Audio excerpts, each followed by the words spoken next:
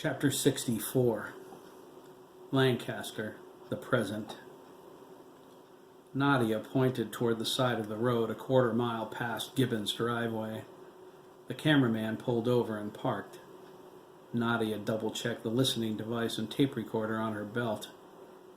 The wire that connected the two was loose. She reconnected them. The cameraman's name was Luis Vega. He was a burly Puerto Rican with a thin goatee and a close-cropped haircut. He reached back for his gear. Nadia grabbed him by the arm. "Not yet," she said. She reached for a two-way radio. "Don't use your cell phone. Mine lights up like the 4th of July. Radio only. Break squelch once if you need me. I'll reply when I'm clear. Gear up and be ready to run if I call you." "Do you honestly think you're going to get anything?" Luis asked, settling back in his chair. "It just looks like people getting together to mourn." "That's why you're the cameraman." Luis rolled his eyes. "Seriously," Nadia insisted, tying her hair back in a ponytail. "If you can't see there's something strange going on around here, you belong behind the camera." "I see it. I'm going to go get it." "You go, girl." "I'm going," Nadia nodded, opening the door. Luis watched her walk around the front of the van, cross the street, and disappear into the woods. He shook his head and gathered his gear. "That girl's a trip." Nadia made her way stealthily through the woods. She stepped lithely over a large log and found a trail on the other side of it. "Well, this is convenient," she whispered. She looked down the trail and turned left toward the Gibbons house. She couldn't believe Luis didn't see what was so obvious to her.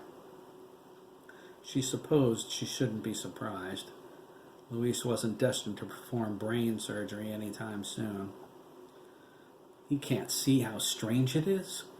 The state police finish and close a mass murder investigation that fast? Milliken puts a pile of dead kids in the middle of Lancaster's main drag, and no one sees him until he sets them on fire? What about the McKees? Virginia's inheriting every kid in town. How does she end up with Dabney Copeland? According to my connection in Rockville, Thurman Milner filed papers on her behalf today. Uncontested custody papers.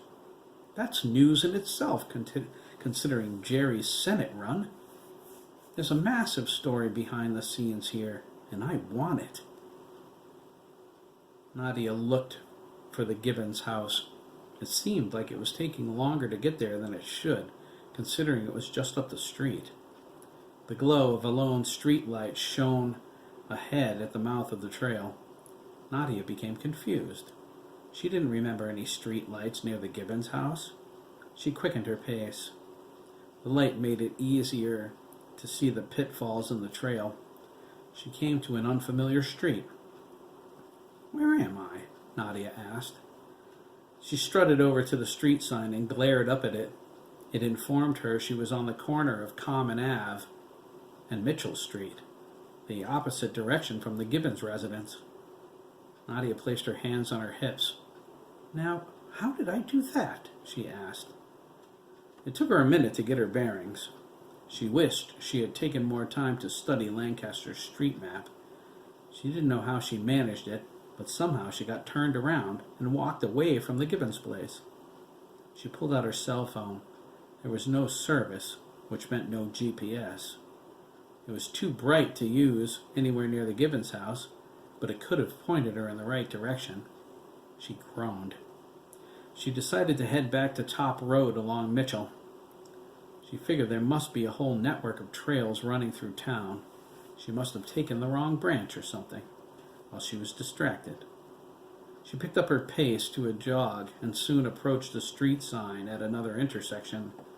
She looked up, expecting to see Top Road, only it was Common Avenue and Crescent Drive, Nadia cried. "What's going on here? Crescent Drive's behind Mike's Market. I'm on the other side of town." Nadia felt her fear change to anger.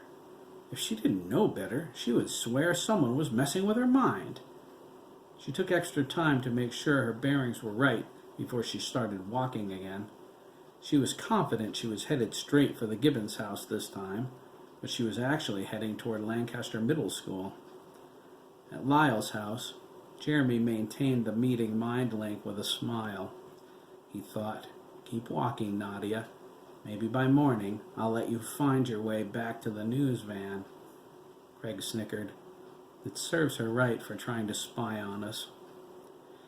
Right then, Mona Kerouac realized Keith was missing. She found her purse in the living room, stormed to the garage, got in her car, and drove away toward Lyle's.